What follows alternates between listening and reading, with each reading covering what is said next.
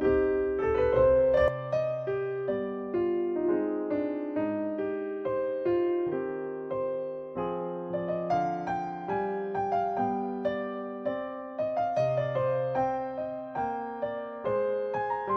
you for everyone's patience and diligence getting all the tech set up. Welcome. It's September 5th, 2024, and I'm going to call to order this meeting of the Montara Water and Sanitary District Board of Directors. It is 7:38 p.m. Could we have a roll call, please? Director Decker? Here. Director Young? Present. Director Boyd? Here. Director Slater Carter? I'm here. Director Sofke? Here. Thank you. Oh, let's see, President's statement. It's been a busy week, so I don't have much prepared. So let's get on with the rest of the meeting. Do we have any oral comments for items that are not on the agenda? Yeah. Okay, I am looking to anybody in the audience. I don't see any hands. Do you see any on the Zoom call? We don't have the attendee list on the. Okay, I don't see any hands raised. Okay, great. Let's start with Sid, and then we'll go to you, Connor. Let's see, not on the agenda. Let's see. One thing that I can't remember the name of it now, the Hyatt Hotel in Half Moon Bay, they're going to put that on their October agenda. They're going to bring it back in. It finally is going to be probably up for their planning commission. I don't know how many rooms it's going to be, but obviously that's going to add to the sewer load. So everybody be ready for that. And I guess you saw in the agenda package that they're going to have the little garbage bins for, on the counter in the kitchen. And I called Glenn and he said they're going to be distributed by the This is actually on the agenda. Yeah, it is on the So agenda, let's not but do that. they didn't say how they're going to be delivered. I can wait till then. That's for the agenda. Okay. Then that's it. I'll bring up the other stuff later. Okay. Thanks. Comments? Yeah, so I'm happy to report that we have actually the drillers out in this area. So you actually may see some big rigs going through town with some drilling equipment.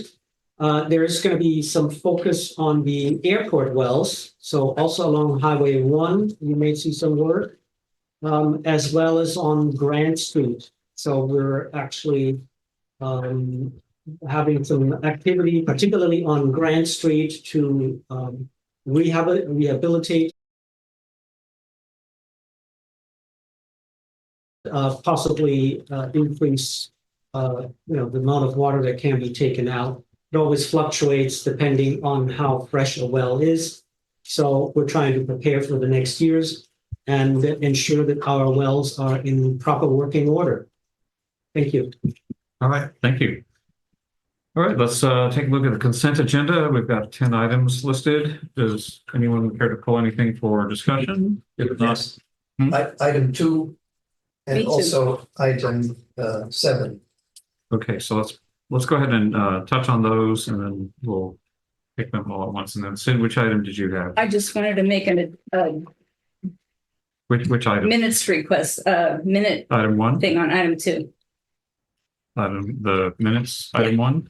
I think it's item 2, isn't it? That's One. fine. I think. I'm sorry. Okay.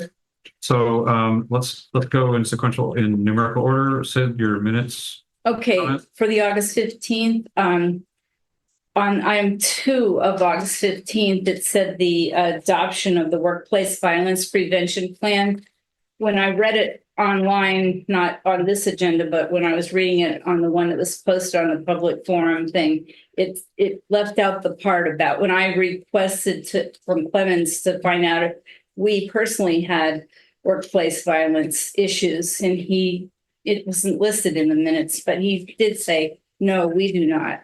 And I think that's important to put that in there, that we were just putting that out there to be in compliance with other workplace violence measures, that we're small, but we don't have to adopt it, but we did just to be safe.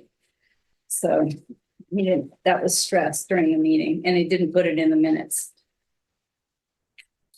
will review the tape and Okay, ensure that Thank you. it's accurate. okay. Thank you. Peter, item 2. Item 2, I may be behind the 8 ball here because the balance sheet is as of 7/31, so the things may have changed. But I did notice that the Wells Fargo operating account, that is both surveying sewer and water, has $5 million in it.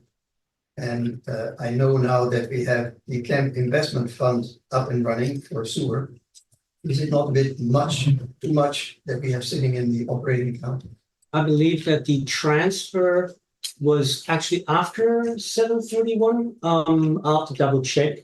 So I believe that there was already funds transferred out into the sewer camp fund as well. Right. Okay, so that was my question. And then item 7. 2. And item 7, I saw that the total gallons extracted was 7.5 million. And I was just wondering, is the July month the month in which we sell most of the water? Historically, yes. I mean, obviously, there is fluctuations between summer and winter. However, I think you're observing correctly. This year, we see a significant difference between the colder months, between the wet weather months and the summer months. In the past, that isn't as pronounced. So, yes, you're correct. Okay. Can I have a motion to approve the items and with a kind of an asterisk on item 1, subject to review, might modify some of the wording on item 1 on the minutes. So moved. And- Second. Ooh, that was, the Olympics weren't that long ago. I think by 1/100th of a second, Bill gets the second. No, just nobody's ever happy to have second place, right? So it's a mixed bag. True, Bo. All right, yeah, let's just all in favor of approving the consent agenda. Aye. Any opposed? Okay, the consent agenda is unanimously approved. Let's go to new business. Item 1, review and possible action concerning approval of purchase contract for vacant lot located on Grant Road here in Montara. Yeah, district staff was contacted by Judy Mantell, the owner of an undeveloped vacant lot located at the corner of Grant and Sunshine Valley Roads. That's APN 036-254-050. And we were asked to inquire, or we were asked whether this district would be interested in purchasing the parcel. The property is in the Portola zone and could be a potential well site. It's fairly close to existing wells that we already have, and could be a substitute should either or both wells become inoperable. The lot size is 0.2 acres or around 9,000 square feet. Staff and owner negotiated a purchase price of $15,000, subject to the negotiated terms of a purchase and sales agreement, contingent on an inspection and investigation of the property, including title conditions. The district plans to conduct thorough physical site investigation, as well as taking soil samples to exclude any potential contamination. The transaction is being handled by local realtor Steve Hyman, who will represent both parties. Mr. Hyman is of the opinion that the purchase price is fair and reasonable, given the nature and characteristics of the property and its intended use. So we're asking the board to adopt the resolution of the board of the Montara Water and Sanitary District, approving the purchase of real property and authorizing the general manager to execute a purchase and sale agreement and certificate of acceptance of grant deed. All right, Catherine. I'd like to add into it that the district is going to be doing a search for any potential hazards or pollution on the lot. That's spelled out in paragraph 2 of the recitation. So are you? I wanted it in the title, just for people who are reading it quickly. Can we say subject to due diligence? That's Well, kind we of have catch-all. a resolution. Okay. I It's agree. written. It's in the packet. Several pages long. I'll move that we do this. I think it's important for the district to be acquiring what's the word I'm looking for? Redundant kinds of little parcels. And I'll second. Please talk in the microphone. Oh, I'm sorry. I think it's important for us to have redundant parcels. Because we are growing, and once that land is gone, we won't have the redundancy we will need. So I think this is a great idea, and I congratulate and applaud the staff. Here. And who's going to second it? Second. Okay, so we have a motion and a second from Catherine and Bill. Do we have any further discussion? Any comment, questions? Yes, Greg Diegas. Hi, a commitment to purchase this land would thus be a permanent use of funds. And I don't know what the costs are, and I haven't evaluated your reserve position recently. But in the past, I've expressed concerns about whether you have adequate reserves to handle the forthcoming expenses that are going to be coming out of SAM. My recent analysis, just done earlier this week or earlier this month, showed that SAM is now $150 million in current replacement costs as of the financials June 30th of the prior year. MWSD owns 20% of that. So that's, help me out, is that $30 million? And those assets are 72.5% into their useful life, based on my calculations. So that would imply, using the same formula that's used by condominium associations and real estate firms, the concept of fully funded would imply that you have reserves of 72% of the 30 million required to fund SAM. And if you don't, every year that goes by, inflation goes up and the assets get a year older. So when are you going to catch up? So my concern is the dedication of money to this without an analysis of your reserve position over the rest of the useful life of the SAM assets. That's all. All right, thank you, Greg. Bill? I appreciate Greg's ever-present concern for our long-term financial survival. The reason I'm so eager to do this one is that it's not just having cash in the bank. That analysis is very good for cash in the bank, short and long term, no disagreement.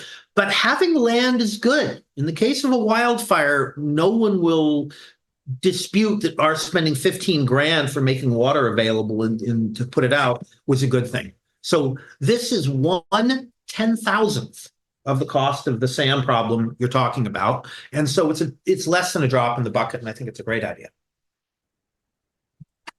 All right, we have a motion and a second. See no more hands. All in favor? Aye. Aye. Any opposed? Okay, the motion is approved 5-0. All right, item 2, review and possible action concerning approval of agreement with the Resource Conservation District for the Valmar Sewer and Water Relocation Project. Comments? Yeah, we've previously been reporting that the San Mateo County Resource Conservation District, with their help, were able to secure some funds, grant funds, and they really resolve a big problem for us, and that is essentially it's called Valmar Street, but we're really talking about a sewer main line that is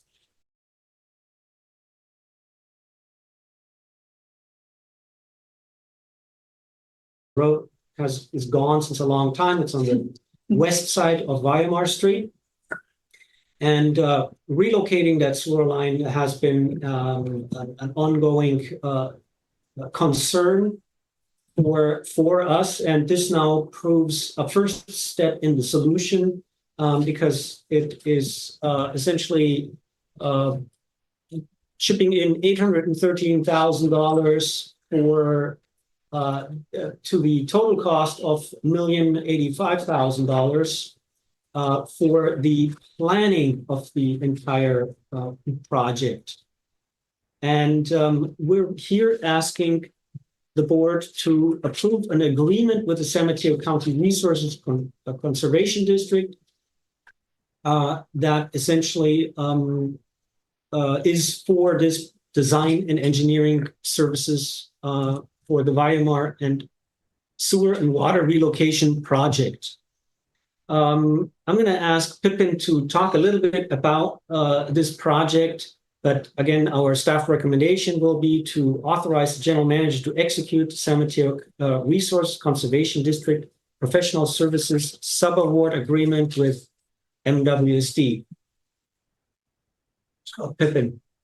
Thank you. Yeah, this is an exciting project, exciting step forward for the district.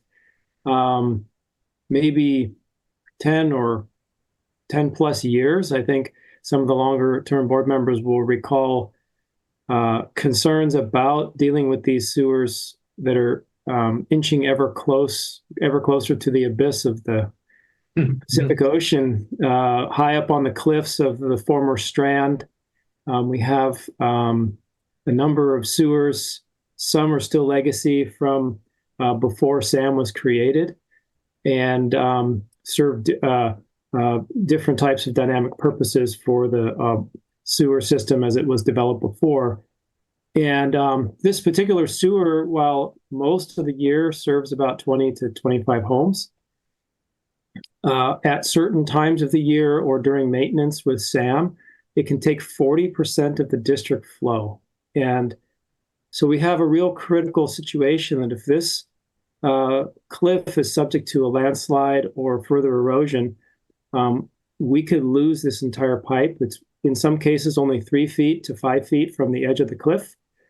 And it's just a matter of, when it's going to fall. So providing sewer service to these individual homes and providing the redundancy for SAM to be able to do their business adequately, to maneuver the sewers back and forth around the district, is something we've been looking a long time to try to solve. And this project, the Resource Conservation District has taken a huge interest and step forward with finding this significant funding for this planning and design, which will, in addition to move this sewer system to a safer location, it's also going to improve the fire flow by completing and connecting the west side water loop from 16th Street down onto Valimar. So we're really looking forward to the improvements and long-term health and resiliency of the district system.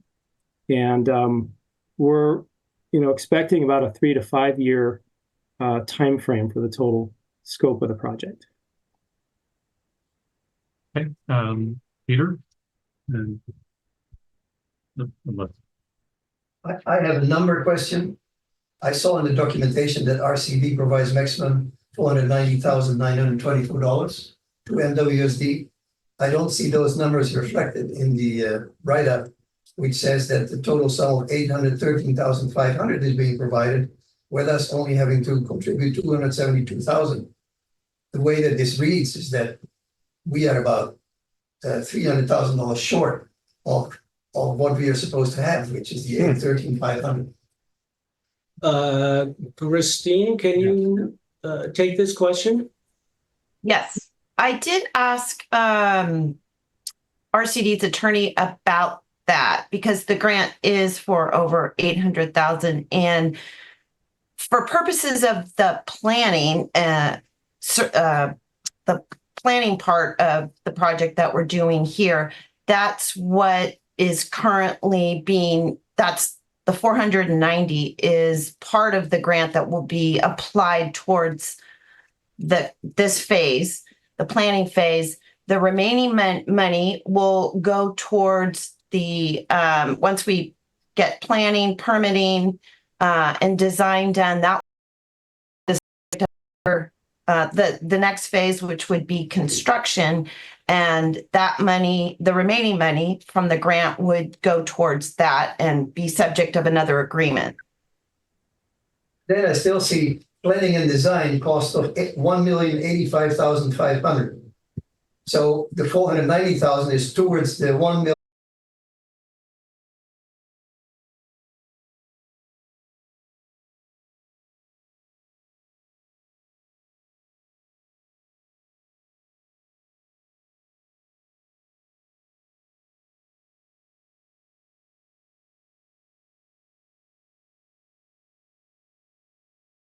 to provide plans and specifications.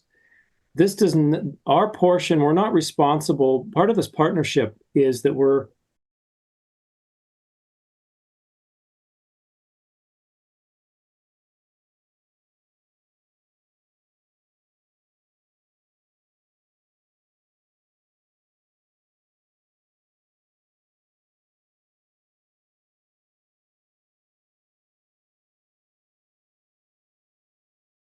the grant conditions.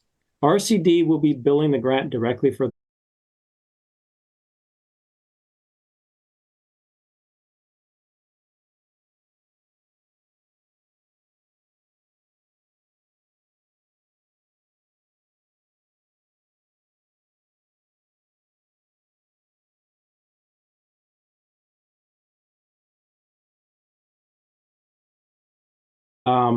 the environmental permits with the county. So those are all aspects that the RCD will be taking.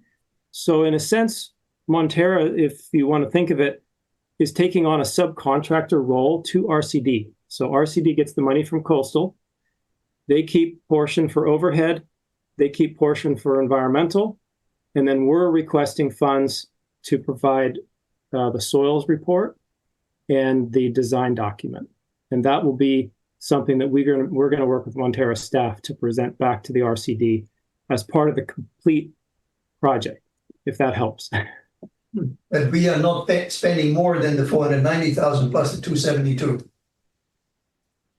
That's correct. Well, the 490 we're going to get reimbursed from RCD, and so Montara's portion is the 272. And that's it. And then the project. At this point, yeah. Yeah. And then if there's additional phases, then we'd come back to you with that. You know, Peter, it might help for you to see one of the attachments to the agenda packet. It's not there's no page numbers, but if you scroll down to almost the end of the agenda packet, right before the last 2 pages, which are the maps, Pippin has kind of laid out the schedule of services and each party's portion. And it's a 1-page Excel spreadsheet. I see it. That actually is the best summary, and especially the bottom, which is title grant funding by task. But that lays out what everybody's share is in this first sort of design phase, like Pippin explained. That would be Attachment. page 95 of the PDF. Attachment B. Oh, 95, you say? On mine, I'm seeing it in the section 3 schedule. 8/30/24. Because this is right before, yes, this is the one. So This is the one. like the third from the bottom on our package. Yes. Yeah, I think what she's referring to is attachment B, which is drilling into this specific agreement with RCD, which is talking about the design effort to get to plans that are essentially to the final phase for permitting, and just that step before we go to bid package. So there'll be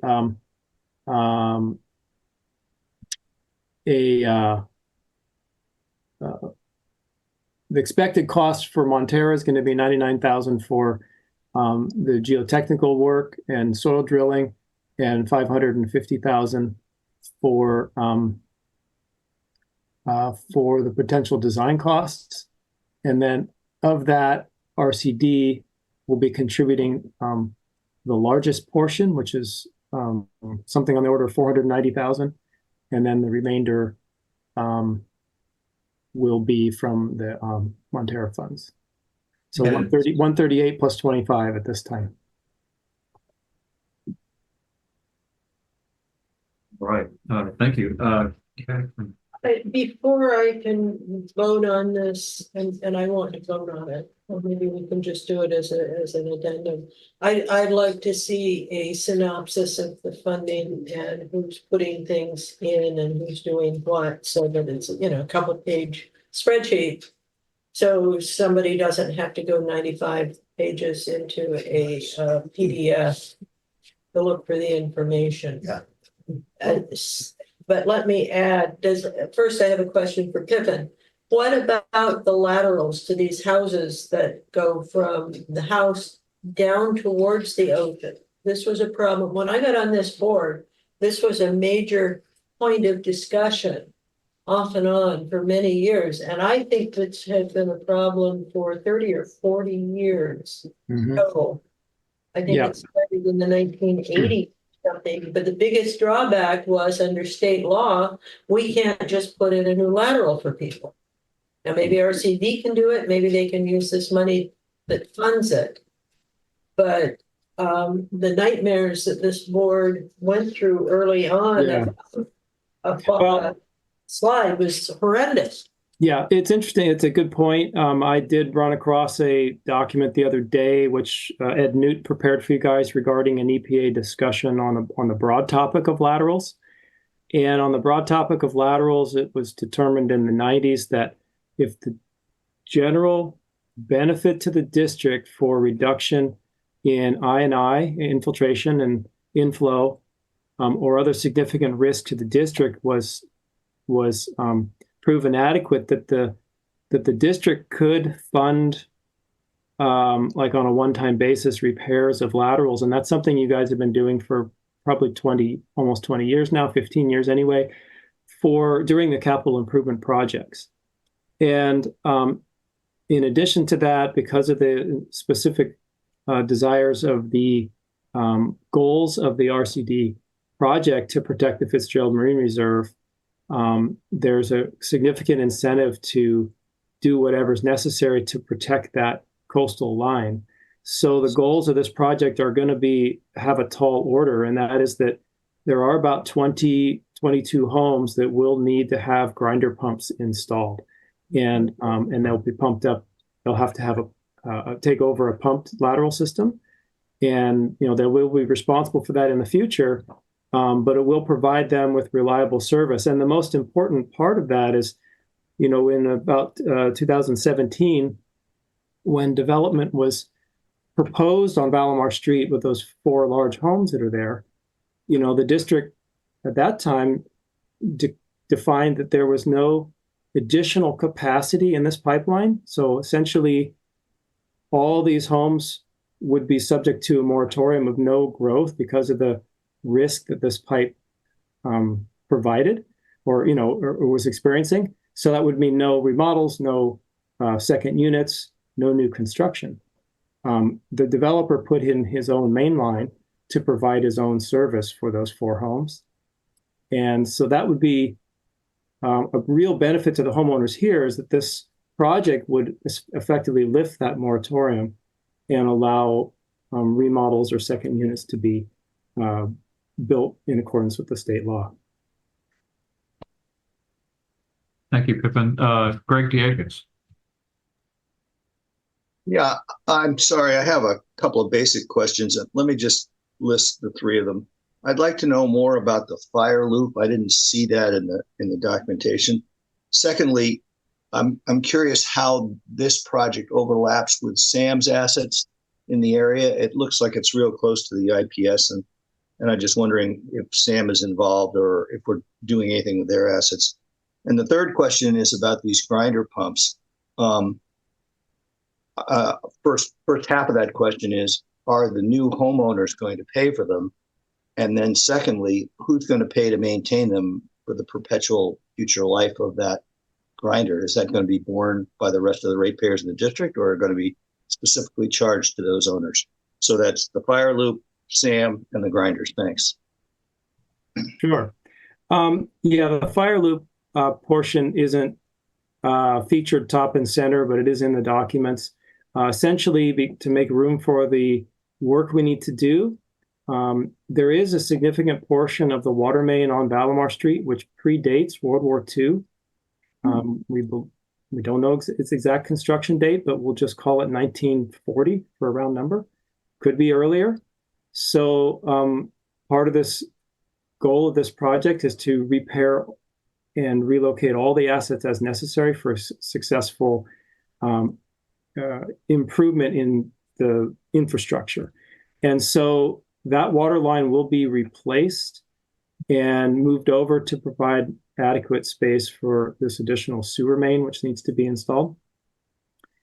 And in doing that, there is a couple hundred feet that needs to be upsized from, I'm not sure its exact size, but it's probably a 2-inch to something more adequate to carry the fire flow and connect to the crossing, which was at 16th Street in 2015 or so. A new crossing was put in at 16th Street to replace the existing crossing, but it hasn't been able to be put in service yet. And the goal is to put that line into service, take out the old crossing as a primary source across the highway, and then connect it to the southern pipe so it can be fed both directions. And so this is really a finishing of a project that started in actually 2012 in the planning phase, and it's been a long time coming. As to the second question about SAM, one way we hope to reduce the project cost overall is to actually utilize and rehabilitate the old SAM asset by slip lining it. And one of the things we need to have as a successful completion of this project is the ability to move sewage from Moss Beach up to the Walker tank or vice versa. If we needed to pump down, let's say the Montara pump station went out of service for some reason. It was a technical defect. We could pump the sewage down to Valimar and then repump it further on. So it gives a two-way redundancy. And so that existing asset will be repurposed as a conduit and slip lined and made whole again. So it'll be able to handle pressure. And then the third question was the grinder pumps.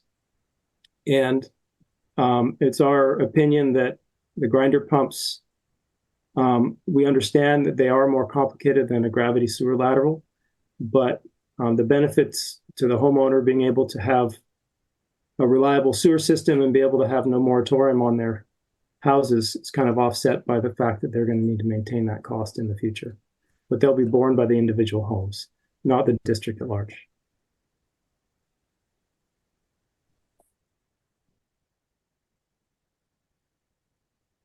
Good. Pippin, when you say grinder pumps earlier, I thought I heard you say sewer pumps. So like in Seal Cove, we have standalone grinder pumps throughout Seal Cove, but these are sewage pumps in the individual houses that are those homeowners individually, right?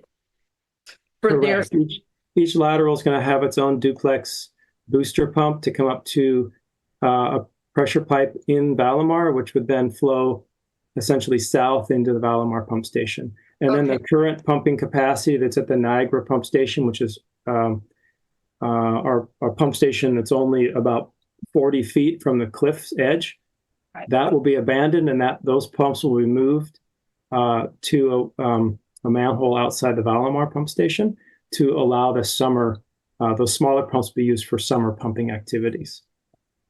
But the ones that are in Seal Cove, they're like in these big silver cabinets.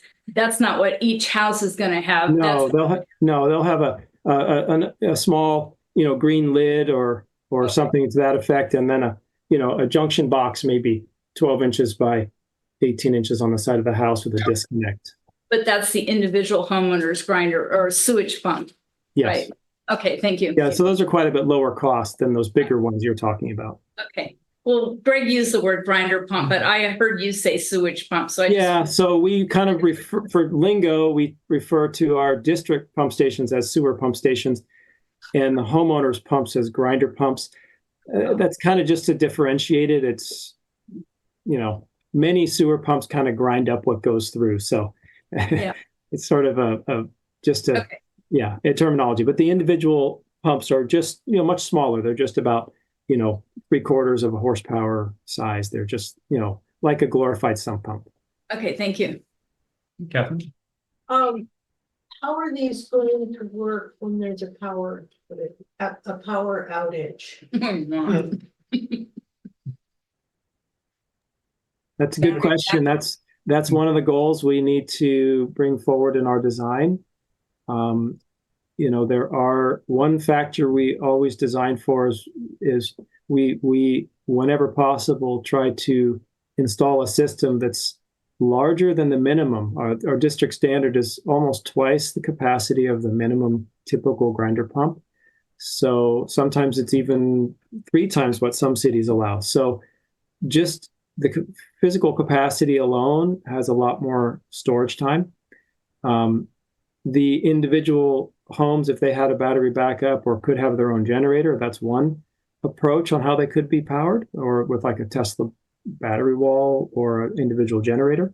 Another idea which we would put forward, and this is still to be determined, could be like a centralized disconnect that would potentially allow for SAM to plug in a generator and power all 20 at once.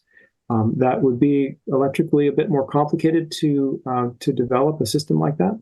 But those are some details which we do need to go through some alternatives and go over those details with staff and with the board to see what will provide adequate resiliency to the homeowners and still provide the long-term improvement of the system.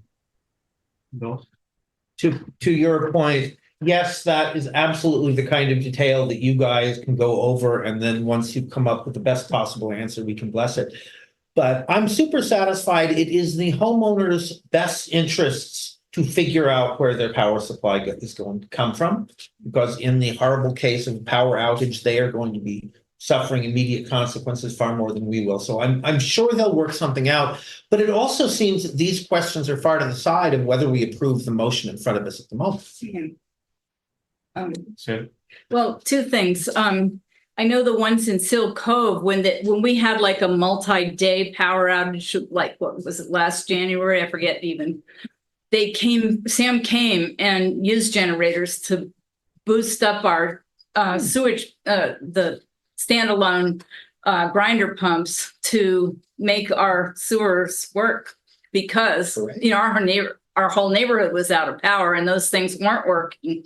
And I didn't think about it because I'm on a one person household and I wasn't flushing much, but there's some people with 5 people in their house, so they had to think about it more, I guess. Anyway, the other thing is, I remember I used to come to the board meetings before I was a board member, and I remember coming to this boardroom many years ago. It was probably a decade or more ago, and they were going to tell the people of Valimar that they had to pay to move their whole pipeline themselves for that street. And I was like, what? You can't do that. This is a district. How can you tell one street that they're going to have to pay to move their whole pipeline? And so these people are lucky that this board got a grant to have their pipeline moved for them. They're really lucky. So if they have to pay for a grinder pump, too bad, but they're lucky. That's all I got to say. Anyway. One of the functions of being a board member is to look for the details that we want emphasized when we're making a decision. This is not a waste of time, which I heard you imply. Maybe it was just my bad hearing. No. But that said, as I recall, because I was on the board then, it was always, that was put out as an option, not a decision by the board. Right. This board has, for as long as I've been paying attention to it, and I sat in the audience for a full 1.5 years or so before I even ran for this board, so I would know what I was getting into. And this board has always been making the community and the individuals within it a priority. And so we never would, we might have discussed or heard that recommendation, but I don't think it was seriously discussed. It wasn't up for, approval. It was just a discussion, but it was. And the other problem we have, and thank goodness we have Pippin and Christine and RCD and Kellex, is there's a lot of arcane little laws about what we can and can't do. That it takes a whole team to be able to get this done legally, so we are protected from a future lawsuit. Because if we do it wrong, we can get sued 10 years down the road. Those kinds of things can and do happen. So I'm glad we're looking at all of these details. And I look forward to seeing the plans on it too. So one more question. I'm looking to wrap it up, so. I see a 6,100,000. Is that the total cost here, Pippin, for everything? Says on one of these pages, sewer relocations, 1,000,009, water relocations and rehabilitation, 1,000,003, contingency, 500,000. Oh, wait, relocation pumping systems and crossings, 2,000,004, and then total projects, 6,000,001. Is that everything? That's our, we have to come up with something as best we can, looking at the big elements of what we think the magnitude of this effort is going to be. And so that's where we have our current kind of overall project cost. And kind of the bigger picture, the way this was functioned on the RCD side is that this is actually just in the grant world, $6 million is really small, actually. It's really big for us, but it's really small. And so the way this is working, and the reason this is really exciting for us, is we've had many challenges over the years, not just Montara, but Sam and even Half Moon Bay. We're small cities with specific needs, and that doesn't always have fit well to how the big grant systems work. RCD and the Coastal Commission have been able to package this together with 5 or 6 other type of coastal improvement projects and utility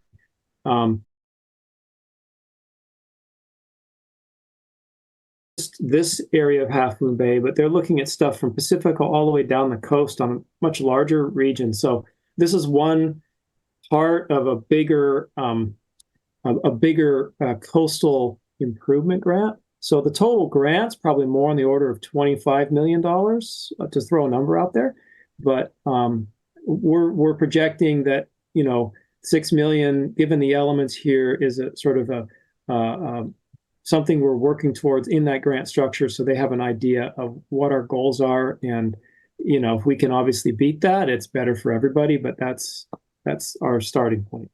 And that's over a 5-year period. You said it was the project. It's going to take probably some time, because we do incrementally this. We get the design, and then we take the design and we go back for a construction phase grant. And knock on wood, we have a good political environment at the time that'll go smoothly. So we really hope that this momentum continues. It's been a really good project with them, and the state has been really been focusing a lot of effort here. We tried 2 years ago with Sam. We tried on the FEMA, and FEMA is much more about fixing what just broke yesterday. And what we're trying to do here is fix what we believe is going to break tomorrow. And we want to get this resiliency fixed up so we don't have a deficiency in water, where we don't have water supply or sewer service to this part of the community. Well, thank you so much for your hard work and diligence getting it to move forward. Thank you so much. Yeah. I know how long it's taken. I'll just make a couple of comments and then we'll move to the recommendation. You've heard that this has been a long time coming. It's been a topic of discussion since I joined the board. And all of the discussion around expense and how hard this was going to be and who would feel the impact. This board and the team of Clemens and our consultants and others, because it goes back many years to before Clemens was the general manager. We wrestled with this for a long time, and when the opportunity for the grant and for working with RCD presented, the agency was ready because we've been looking to solve some problems, especially that initial chunk of money. So what you're seeing today is really the culmination of lots of unseen work from many years before, reflecting lots of let's figure out how to do this thing that's going to be really hard. And so it's really exciting to be able to do this with RCD. RCD, in the meantime, has developed capabilities to work with us in a partnership relationship that 15 years ago, they were getting on their feet and really starting to build into what they have now become. They're a fine resource agency, and it's great to be able to partner with them. I do want to give credit where credit's due. The grant's coming from the Coastal Conservancy, and as much as I love the Coastal Commission, just want to make sure we get the right name on that one. Thank you, Scott. I misspoke. Thank you. All right. The recommendation in front of us is to authorize the general manager to execute the I'll just read it. San Mateo Resource Conservation District Professional Services Subaward Agreement with Montara Water and Sanitary District. I move. Okay. Bill has a motion. A second. Sid has a second. All in favor, please say aye. Aye. Aye. Okay. Unanimously agree, authorize general manager to execute the agreement. Thank you, Clemens. Thank you, Pippin. Thank you, cast of thousands. And, It's really gone a long time, but it's great we're getting it done. well, and it's the beginning of another long reach, but it's all for the good. All right, next item, review of Montara Water and Sanitary District and Recology of the Coast Education Outreach to the Community and Kitchen Pail Distribution. Oh, yeah. Clemens. Yeah, thank you. So we're staying with the topic of grants. This is a separate grant that we applied for on behalf of Recology of the Coast, and that is to the Department of Resources, Recycling and Recovery. And we were awarded $75,000 towards education and outreach. We now begun to utilize these funds, and we're providing recycling and composting bins for the classrooms at Fairlawn View School. Additionally, Recology's zero waste representative will be giving a presentation to the school classes stressing the importance of composting and recycling. And also, Recology will be distributing composting kitchen pails to each household in the district, and that does include Pillar Ridge. And the distribution will happen in November. It will be distributed with the regular route. So with the garbage pickup, there will be the kitchen pails dropped off. And I want to stress that these kitchen pails essentially provide a convenient way to collect food waste and soiled paper and these things that are compostable before depositing them in the composting green card. So please don't put them out for collection. Please put the big 96-gallon can out for collection. This is the transport for the food waste into the green can. And yeah, so this is for your information that this is going to come, and we're rolling this out in November. All right, let's go first to Greg Diegas. I'm confused. I already have a kitchen compost pail. I suspect lots of other people do. I don't understand what the difference is between the one I have, which was given me by Recology. It's kind of beige with a white top, and what's going to be done. Some people are ahead of the curve, Greg. Sid, you had your hand up? I did. These are free. I don't know where you got yours or how you got yours, but I never got one. So these are coming on the week before Thanksgiving. They're going to be delivered by the garbage people. You don't have to go anywhere to get yours. They're bringing them on the week of Thanksgiving or before Thanksgiving, depending on your pickup day. The other thing I was going to say earlier, I had batteries out on top of my gray bin to be picked up in a little baggie, used batteries, which is how I always did it before. And they tossed them over in one of my planters. And another friend of mine said the same thing. So Glenn told me that they're supposed to be on top of the blue bin. So if anybody else has had problems like that, he said to let him know, but that they're supposed to be on top of the blue bin, not the gray bin. If anybody's been trying to dispose of their used batteries, that's the pickup way. That's what he said. Anyway, so Greg, how'd you get yours? I got it from Ricounty. What was her name? The lady that used to run the place? I went up to the office and picked one up Catherine, did you cool. have your hand up? years ago. No. Okay, I'll just add, as an informational item, please don't put them inside the Right, bins. not in the bin. Don't step on my joke. All right. Okay, well, this is terrific, and we look forward to more people having, I don't know, a handy device. I mean, I know I don't have. I've been using reusing food containers, but it would be nice to have a proper bin, and I'm looking forward to it. And it's just one of those things where I just never quite got around to going to get the right thing. My So- goat always ate mine. I never had Well, to. it's a He's different gone. composting problem there. Yep. All right, I believe that is our agenda for tonight. No closed session now. Is that correct, Christine? No reports. Reports. That is correct. It's good to keep me honest. All right, and let's go to reports. Well, I'm foreshadowing. Just Yes, closed session. I'm actually like ahead of the curve here, even though it doesn't look Yes. like it. All right, Sewer Authority Mid-Coast side.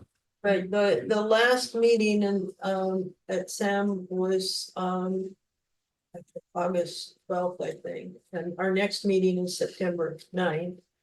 And if you're interested, Sam is talking about on the previous meeting, the 5-year CIP. So it'll be in the minutes on And the CIP stands for. capital improvement program. Right, Thank yeah. you got me. That way, right. And I will say that it's nice to have it looking only 5 years forward, because in the past, some board members of SAM had wanted 25 or 20-year forecasts, and those are impossible to have any reliability. But that said, in this particular item, I want to mention to Greg that often we have to spend money which doesn't fall into the formulas for apartment buildings or commercial real estate.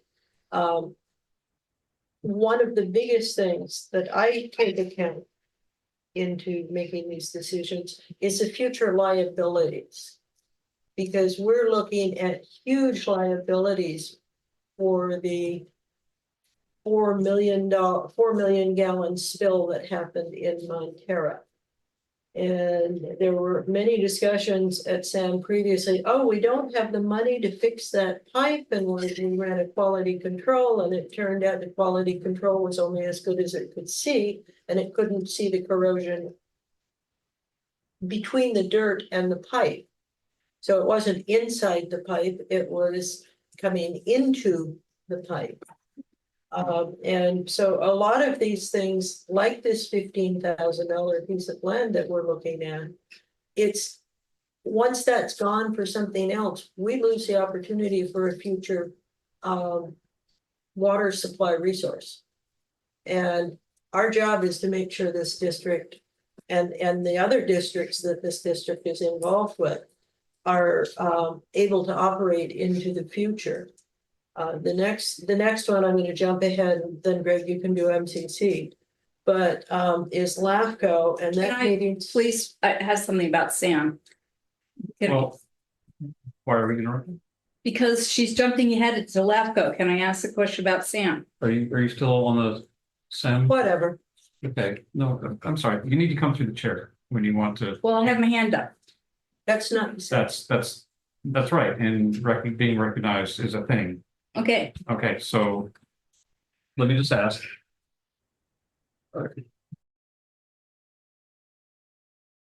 okay, at the last meeting, we were talking about the SAM CIP, and I mentioned that it would be nice to see that Dan Child's report, or at least the previous report that talked about SAM CIP numbers that were projected from before.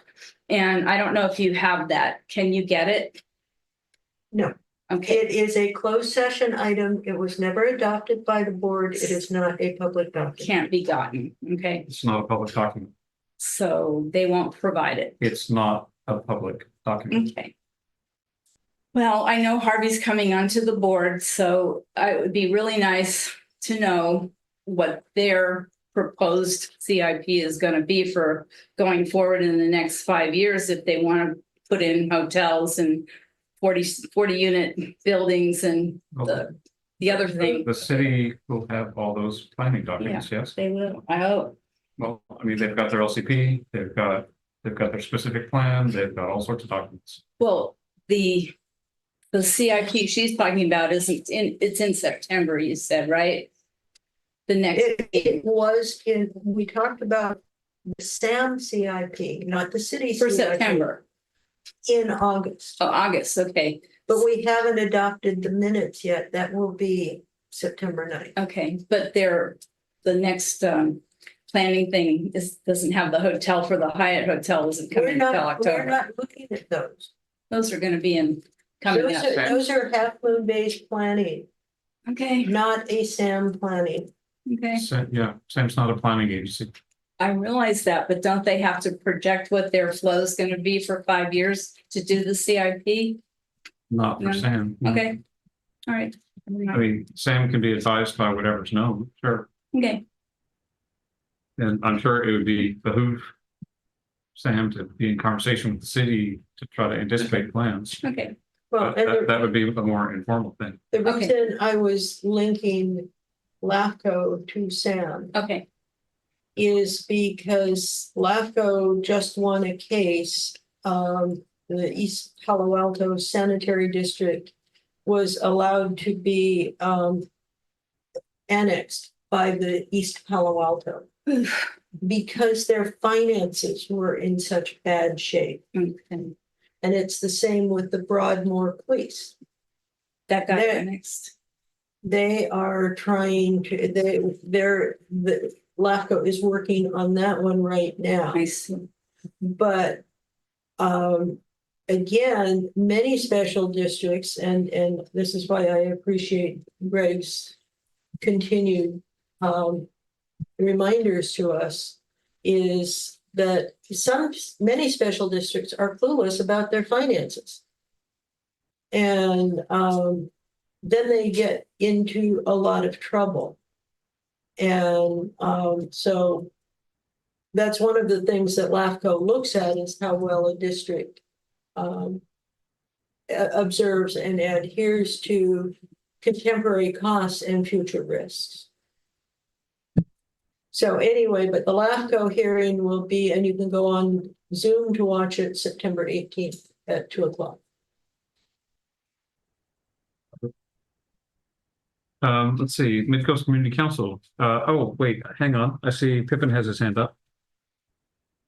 Thank you, Scott. I just wanted to kind of make a clarification, if this would help Sid. You know, Clemens and I have been working with Keishan on reviewing these at like a staff level, trying to pre-review these 5-year CIPs to give Sam kind of in Montara an understanding of what these cost impacts are. But, you know, I think we should clarify for the public that a capital improvement plan is simply what it costs to maintain the existing infrastructure.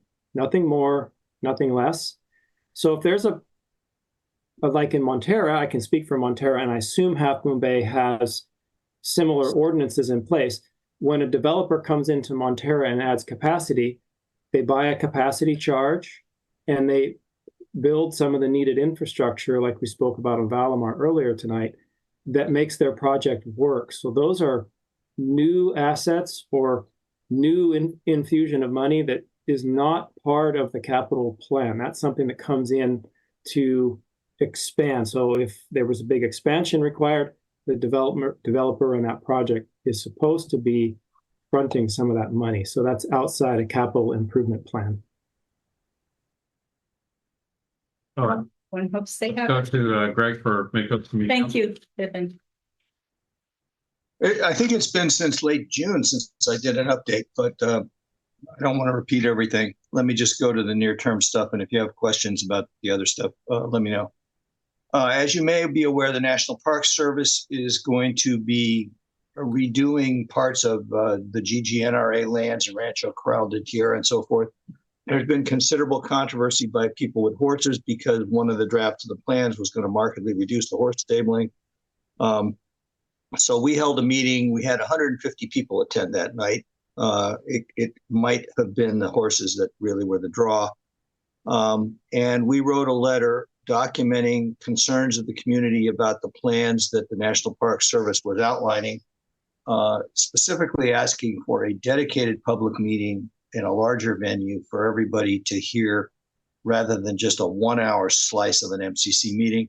I would characterize the National Park Service representatives as generally responsive to the concerns of the community, but I would also say, given the attendance, the concerns are great. Next topic, Farallon School, the lights that have been installed. This won't surprise you here. Somehow we're not coordinated with the Mid-Coast Community Council or the county. They're way too bright. A lot of people have been severely compromised. That might have been the other reason we had 150 people. So we've asked for remediation.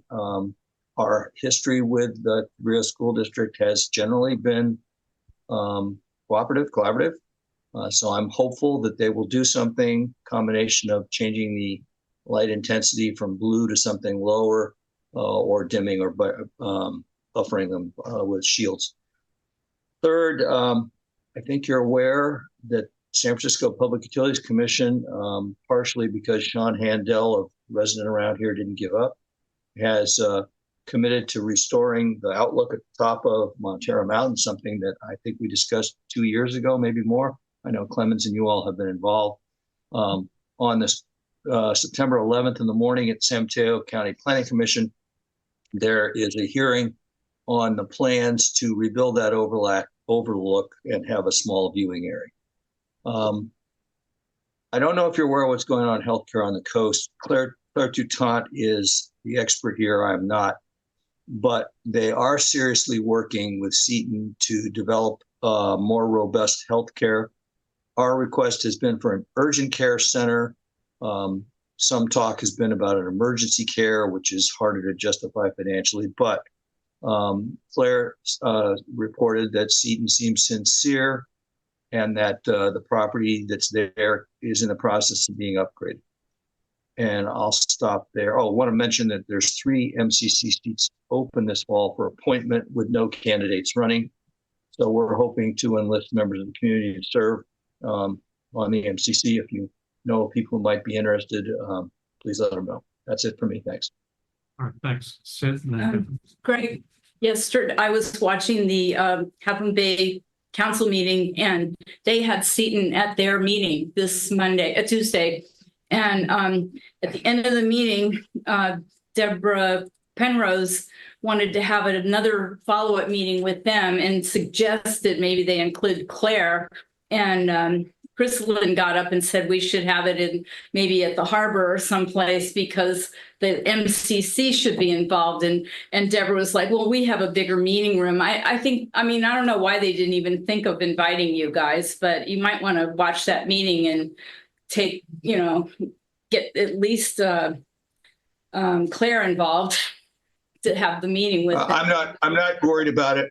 Claire and I have lunches almost every week with members of the Half Moon Bay City Council. We're aware of what they're doing.